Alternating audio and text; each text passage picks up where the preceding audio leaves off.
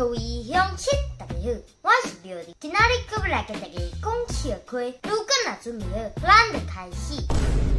廖弟，爸爸甲你讲哦，这里有快递是要互你的呢。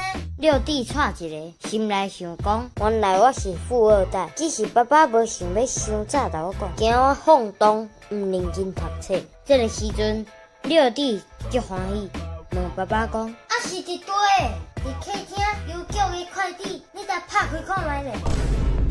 妈妈，厝里无用到的物件，拢甲摕去等掉啦。无下伫厝，足欠位呢。安尼你去是要家己行出去，还是搁要我甲你请出去？最近开销较大，堪要食一顿饭都有问题。去食饭的时，我点一盘豆芽炒肉丝，我食一两喙了，就当啊拍死的网啊，等入去迄盘菜内面。叫服务生来，伊甲我看看的，讲。帅哥，咱这豆芽菜是用化学药水来泡的，它有可能会有虫。影片到这结束，恁若介意这样，请分享一个，顺线订来，留一 camper，每礼拜暗时来点准时好播影片，刷。